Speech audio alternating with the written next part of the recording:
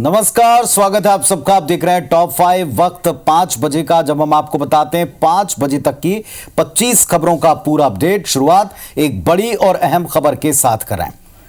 तो आपको बता दें कि इस वक्त सारे देश में चुनावी माहौल के बीच में एक बड़ी खबर निकली। केंद्रीय गृह मंत्री अमित शाह के फेक वीडियो को शेयर करने को लेकर दिल्ली पुलिस ने एफआईआर दर्ज की है। और अब इस मामले में तेलंगाना के सीएम रेवंत रेड्डी को दिल्ली पुलिस ने नोटिस थमा दिया है। पुलिस ने सोमवार 1 तारीख को अमित शाह के फेक वीडियो को प्रसारित करने के मामले में तलब किया है। उनसे जवाब मांगने के लिए उन्हें दिल्ली बुलाया। इस मामले में नोटिस जारी किया और 1 मई को अपना पक्ष रखने के लिए कहा है। मामले पर प्रधानमंत्री नरेंद्र मोदी ने कहा कि लोग एआई का गलत फायदा उठाने लगे हैं। पीएम ने कहा ऐसे लोगों को सबक सिखाया जाएगा।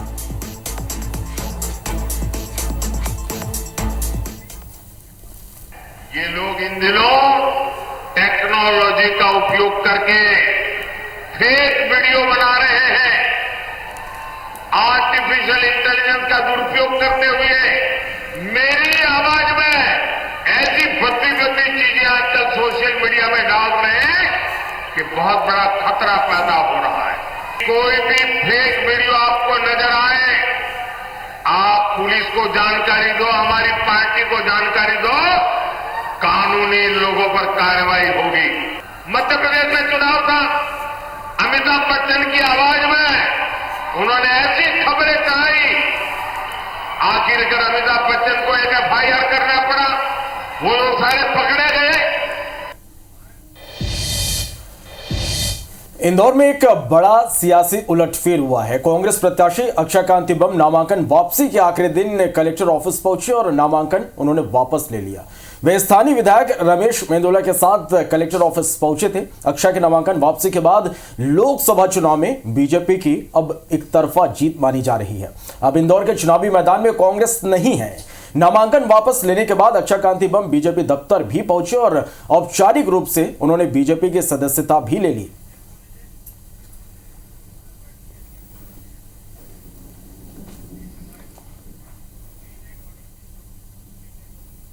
नाम वापस ले लिया आपने?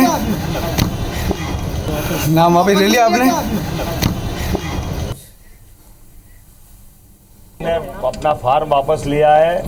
ये मुझे इस बात का और भी आनंद आ रहा है कि मध्य प्रदेश में जिस जगह से कांग्रेस के प्रत्याशी ने फार्म वापस लिया है, वही नगर कांग्रेस के प्रदेश अध्यक्ष का नगर भी है। अब कांग्रेस का प्रत्याशी वापस हो रहा है, इसका मतलब आप समझ सकते हैं कि पूरा प्रदेश मोदीमय हुआ है। और कांग्रेस को और समाजवादी पार्टी दोनों को मध्य प्रदेश में इस बात के लिए पुनर्विचार करना चाहिए कि वो अपने दल को आगे किस रूप में बढ़ाए। जनता तो उनके साथ नहीं, अब कार्यकर्ता भी उनके साथ नहीं। उनका स्वागत है, दिल के गहराइयों से स्वागत है। उस परिवार को मैं बहुत दिनों से जानता हूं। मुझे बड़ी खुशी है कि आज वो राष्ट्रवाद सोच के साथ मिलकर प्रधानमंत्री जी के नेतृत्व में भारतीय जनता पार्टी में आज शामिल हो गए। इंदौर में जो प्रत्याशी था कांग्रेस का, उस पर 3 दिन पहले 307 का प्रकरण बनवाया गया, धाराएं बढ़वाई गई 17 साल पुराने केस पे, और उसको डरा धमका कर पर्चा वापस उसी से करवाया गया। मैं इंदौर शहर की जनता से अपील करना चाहता हूं, आपके वजूद को आपको जिंदा रखना हो, आपके सम्मान को आपको जिंदा रखना हो, आपके वोट के मत के अधिकार को आपको जिंदा रखना हो, तो इनके खिलाफ खड़े हो जाओ। कांग्रेस के देश के अंदर, प्रदेश के अंदर इतने बदतर हालतें हैं कि कांग्रेस के प्रदेश अध्यक्ष के घर में जो बहुत ज्ञान बांटने का काम करते हैं, उनका कांग्रेस का प्रत्याशी ही अपना नामांकन वापस ले लेता है। तो ये भी बड़ा दिलचस्प रहा कि कांग्रेस पार्टी के प्रदेश अध्यक्ष के अपने गढ़ में प्रत्याशी ने नाम वापस ले लिया और बीजेपी प्रत्याशी जो बने थे विष्णुदत्त शर्मा, जिनको आप सुन रहे थे, उनके क्षेत्र में भी नामांकन कैंसिल हो गया। उनके सामने खड़े हुए प्रतिद्वंद्वी का और 2 सीटें निर्विरोध मानी जाने लगी। अब आगे क्या होता दिखाएंगे आपको। फिलहाल बिलासपुर लिए चलते हैं, जहां राहुल गांधी जनसभा को संबोधित करने न्याय सम्मेलन के मंच पर हैं। ये गरीबों को अधिकार देता है, ये गरीबों की रक्षा करता है, प्रोटेक्शन देता है, उनके भविष्य की देखभाल करता है और देश में उनकी आवाज और उनका जो जीने का तरीका है उसकी रक्षा करता है। बीजेपी चाहती है कि इसे फाड़ के फेंक दिया जाए और राज 20-25 लोग अरबपति करें और बाकी जनता देखती रहे। बीजेपी के नेता कहते हैं, एक नहीं अनेक ने कहा है कि हमारी सरकार बनेगी तो इस बार हम कॉन्स्टिट्यूशन को, संविधान को खत्म कर देंगे। दूसरे नेता कहते हैं कि रिजर्वेशन को खत्म कर देंगे। देखिए, संविधान में से रिजर्वेशन निकला, संविधान में से वोट निकला, संविधान में से पब्लिक सेक्टर निकला, संविधान में से आपके अधिकार आए, आपके जो हक हैं, ये सब संविधान की देन है। और अगर ये चला जाएगा तो आदिवासी भाइयों को मैं कहना चाहता हूं, आपका जल, आपका जंगल, आपका जमीन, आपकी जमीन, जीने का तरीका, भाषाएं गायब हो जाएंगी। बीजेपी के लोग आपको वनवासी कहते हैं, आप वनवासी नहीं हो, आप आदिवासी हो। आदिवासी का मतलब वो लोग जो इस देश के, इस धरती के पहले मालिक थे।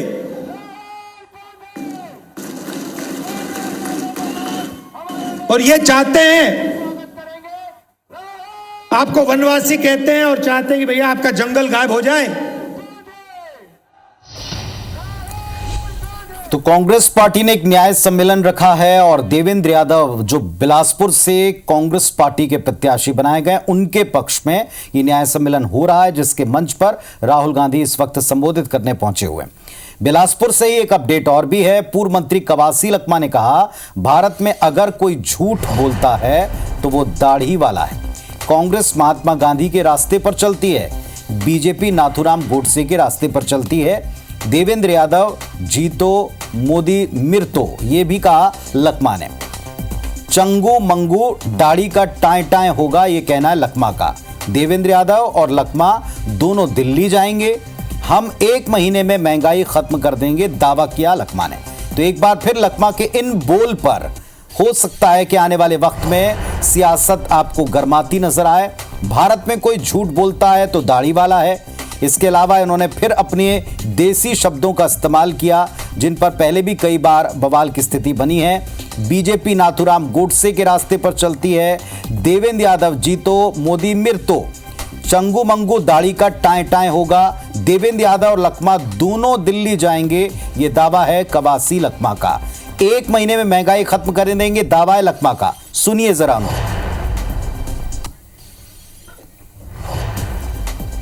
बड़े बड़े डोंग मारने वाला भाइयों बहनों, मेरे को बनाओ प्रधानमंत्री। 15 लाख देंगे, 15 पैसा मिला है रे। ये साथ झूठ बोलने वाला कि हिंदुस्तान का प्रधानमंत्री बनाना है, तो इसलिए हमारा देवेंद्र यादव जाएगा दिल्ली में, तुम्हारा भाई कवासी लखमा जाएगा दिल्ली में। अब 2 दिन नहीं, 1 महीना में तुम्हारा महंगाई खत्म कर देंगे, 1 महीना में। तो वहीं इधर इंदौर कलेक्टर कार्यालय में बीजेपी कांग्रेस के कार्यकर्ताओं में जमकर विवाद हुआ है। निर्दलीय प्रत्याशी को लेकर बीजेपी कांग्रेस कार्यकर्ता आपस में भिड़ बैठे। निर्दलीय प्रत्याशी के नामांकन वापसी के समय का विवाद बताया जा रहा है। निगम के नेता प्रतिपक्ष चिंटू चौकसे और भाजपा विधायक गोलू शुक्ला में विवाद हुआ है।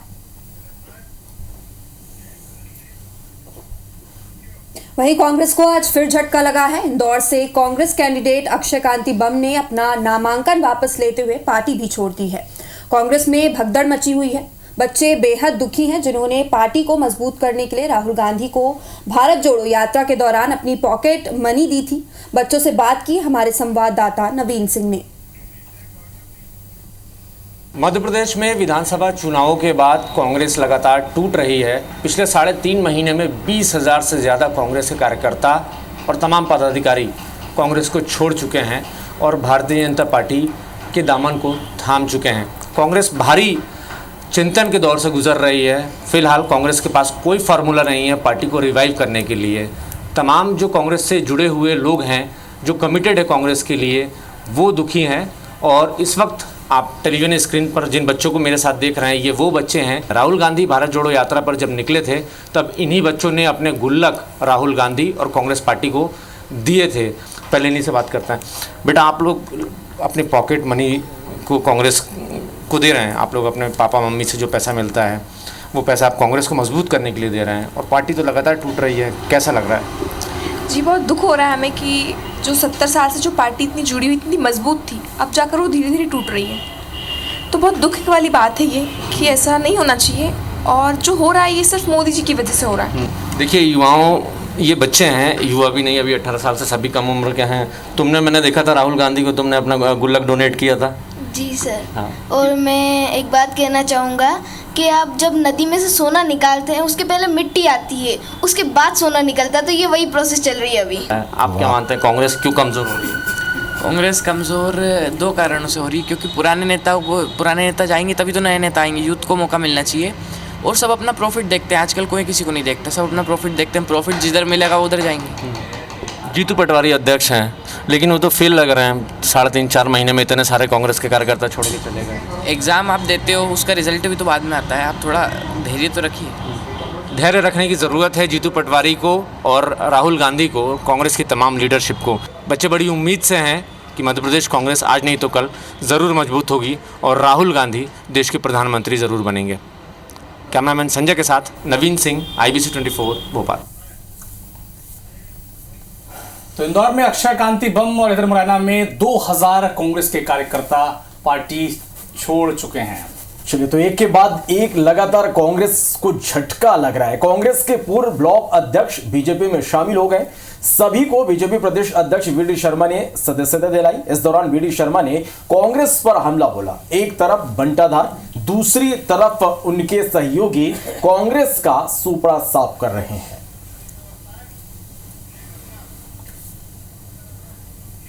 तो एक तरफ कांग्रेस पार्टी में भगदड़ मची हुई है, दूसरी तरफ पार्टी के सीनियर लीडर अपने ही पार्टी के नेताओं को भरी सभा में नजरअंदाज करते दिख रहे हैं। कुछ ऐसा ही नजारा छत्तीसगढ़ के कोरबा में देखने को मिला। यहाँ पर प्रदेश कांग्रेस प्रभारी सचिन पायलट रामपुर में सभा के दौरान वहां पर पहुंचे थे। मंच पर सचिन पायलट के लिए पहुंचे और वहां पर कुर्सियां रखी थी, लेकिन इन कुर्सियों में छोटे कार्यकर्ता, बड़े कार्यकर्ता सब बैठ गए, लेकिन वहां पर पूर्व राजस्व मंत्री जयसिंह अग्रवाल को जगह नहीं मिल पाई। ये आलम काफी देर तक ऐसा बना रहा, किसी को इस तरफ ध्यान गया नहीं। और फिर जब बड़े नेताओं का ध्यान गया तब एक कुर्सी लगाई गई और जयसिंह अग्रवाल को दोबारा मंच पर बुलाया गया। मध्य प्रदेश के पूर्व गृह मंत्री डॉक्टर नरोत्तम मिश्रा ने बीजेपी प्रत्याशी संध्या राय के चुनाव प्रचार की कमान संभाली। नरोत्तम मिश्रा एक दिन में लगभग 1 दर्जन से ज्यादा नुक्कड़ सभाओं के जरिए गांव-गांव पहुंचकर प्रचार में जुट गए। इस दौरान नरोत्तम मिश्रा ने शायराना अंदाज में दतिया में विधानसभा उपचुनाव के संकेत तक दिए।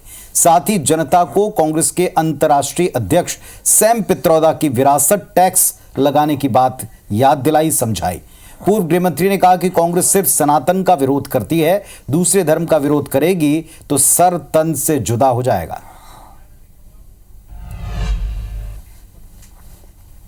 जांजगीर पहुंचे कांग्रेस के प्रदेश प्रभारी सचिन पायलट ने कहा है कि प्रदेश में बदलाव की लहर है। प्रदेश की 11 सीट में ज्यादातर कांग्रेस जीतेगी और कांग्रेस को बहुमत भी मिलेगा। इस बार कार्यकर्ताओं में उत्साह है, मैनिफेस्टो बेहतर है। वहीं बीजेपी विधायक रिकेश सेन के विवादित बयान पर कहा कि ऐसा बयान सही नहीं है, निर्वाचन आयोग को संज्ञान में लेना चाहिए।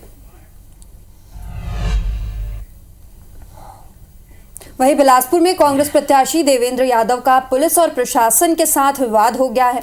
कार्यक्रम स्थल के पास झंडा फ्लैक्स लगाने पर यह विवाद हुआ। विवाद का वीडियो सामने आया है। प्रशासनिक टीम झंडा बैनर निकालने पहुंची थी। कांग्रेस प्रत्याशी देवेंद्र यादव ने कहा कि एफआईआर कर लो, लेकिन झंडा मत निकालो, नहीं तो यहीं पर बैठकर विरोध करूंगा। सुकमा में जवानों और नक्सलियों के बीच मुठभेड़ हुई। मुठभेड़ में एक नक्सली ढेर हो गया, जिसके शव बरामद कर लिए गए। नक्सली मुठभेड़ पर डिप्टी सीएम विजय शर्मा का बयान भी सामने आया। उन्होंने कहा कि बातचीत का रास्ता अपनाया जाए, नक्सली वीडियो कॉल पर ही बात कर लें, बंदूक से अस्पताल स्कूल नहीं बनते। आप सभी के माध्यम से मैं पुनः अपील करना चाहता हूं कि बातचीत का रास्ता अपनाया जाए। नक्सली जितने भी हैं उनको इस बात को समझना होगा कि बंदूक की नली से अस्पताल नहीं बनते हैं, बंदूक की नली से स्कूल नहीं बनते हैं, सड़कें नहीं बनती हैं। तो इन सारी सुविधाओं को वहाँ मुहैया कराने के लिए जो रास्ता वो सोचते हैं, जल जंगल ज़मीन उनका है कहते हैं, आदिवासियों का हम भी कहते हैं, भाई उसमें फ़र्क नहीं है। बातचीत करके फाइनल करना चाहिए विषय को। पुनर्वास की अच्छी नीति के साथ हम लोग सामने हैं, अब उसकी घोषणा भी जल्द होगी। पहल तो ऐसे ही की जा सकती है जैसे कर रहा हूँ मैंने तो कहा है कि वीडियो कॉल पे बात कर लें, भाई इस पर भी बात कर लें। बेमेतरा के कठिया गांव के पास बीती रात एक भीषण सड़क हादसा हो गया, जिसमें 9 लोगों की जान चली गई। 20 से ज्यादा लोग घायल हैं और इनमें से 4 लोगों की स्थिति फिलहाल गंभीर है।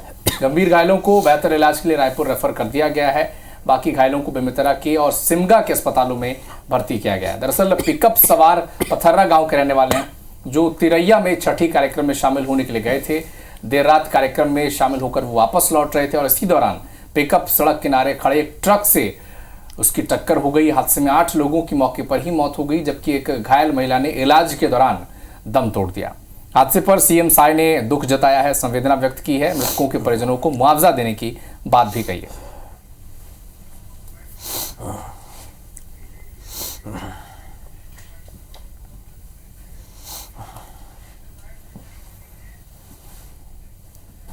सड़क दुर्घटना में 9 लोगों की मौत हुई है, तो हम संवेदना व्यक्त करते हैं और उनकी आत्मा को भगवान शांति प्रदान करें और शोक संतप्त परिवार को इस गहन शोक को सहने की शक्ति प्रदान करें। और उसमें जो RBC 64 में जो उनको मुआवजा होगा वो सरकार देगी।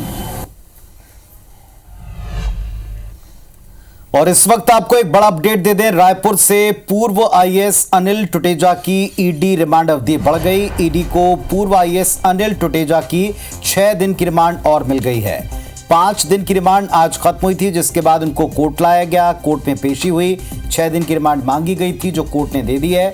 शराब घोटाला केस में, आबकारी केस में पूर्व IAS अनिल टुटेजा आरोपी हैं।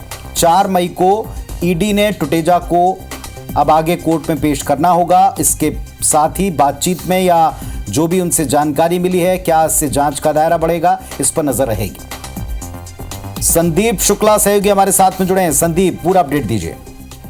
देखिए, आपको बता दें कि 5 दिन की रिमांड के बाद ईडी ने आज अनिल टुटेजा को आज दोबारा पेश किया था और 6 दिन की रिमांड और मांगी थी। ईडी के वकीलों का कहना था कि कुछ ऐसे लेन देन को लेकर, शराब घोटाले को और बहुत सारी जानकारियां इकट्ठी हुई है, जिसे लेकर इनसे पूछताछ कर दी और कम से कम 6 दिन की रिमांड और मांगी थी ईडी ने। तो इसका विरोध बचाव पक्ष के वकील ने किया और ये आरोप लगाया कि इनसे कोई पूछताछ शराब घोटाले में नहीं हो रही है और परिजनों से मिलना नहीं दे रहा है, दिया जा रहा। तमाम आरोप थे, लेकिन अंततः यही हुआ, 6 दिन की ईडी को रिमांड मिल गई है। और जैसे वकील अभी बता रहे थे कि बहुत सारी चीजें, अभी देखिए आरोप तो ये लग रहा था कि टुटेजा को अनावश्यक घसीटा जा रहा है, उनके परिजन आरोप लगा रहे थे, लेकिन ईडी के अधिवक्ताओं ने साफ कहा है कि ढेर सारी तथ्य सामने आए, लेन देन को भी लेके काफी सारी चीजें मिली हैं। तो उस बाबत 6 दिन की रिमांड ईडी को मिल गई। 4 मई को दोबारा अनिल टुटेजा को पेश किया जाएगा। बहुत शुक्रिया संदीप आपका इस अपडेट के लिए। तो 4 मई तक के लिए ईडी के रिमांड पर पूर्व IAS अनिल टुटेजा और रहने वाले। सीधे आपको बिलासपुर लिए चलते हैं, जहां न्याय सभा के मंच के ऊपर राहुल गांधी मौजूद हैं। सीधे आपको इस सम्मेलन लिए चल रहे हैं। ये भी पता लगा लो भाई और बहनों, ये भी पता लगा लो, मीडिया के मालिकों में, बड़े बड़े एंकर्स में आदिवासी कितने हैं, दलित कितने हैं, पिछड़े कितने हैं, ये पता लगा लो। अगर समझना चाहते हो कि आपके जो मुद्दे हैं टीवी पे क्यों नहीं आते, तो ये पता लगा लो। कभी आपने किसान का मुद्दा टीवी पे देखा है? ना। महंगाई के बारे में कभी किसी एंकर को बोलते हुए देखा? ना। भागीदारी की बात कभी किसी एंकर से सुनी? ना। रिजर्वेशन कभी किसी एंकर से सुनी बात? ना। आपका कोई है ही नहीं इसमें। एक पिछड़ा, एक दलित, एक आदिवासी, एक गरीब जनरल कास्ट का नहीं है इनमें। ये अरबपतियों के हैं, ये उनकी बात करते हैं। उनकी शादी होगी तो पूरा हिंदुस्तान देखेगा, 24 घंटा चलाएंगे। अरबपति की शादी होगी, डांस गाना सब दिखेगा आपको। मगर किसान भूखा मर जाए, हाथ जोड़ता मर जाए, कभी टीवी पे नहीं दिख सकता आपको। मजदूर पिसा जा रहा है, मर रहा है, ये कहते हैं मनरेगा नहीं देना चाहिए, आदत खराब हो जाती है मजदूरों की। मगर जब अरबपतियों का कर्जा माफ होता है तो उनकी आदत खराब नहीं होती।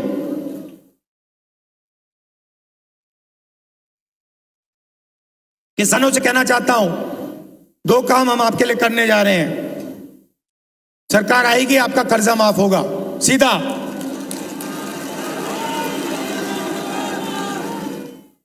और आपको legal guarantee minimum support price MSP देने जा रहे हैं हम।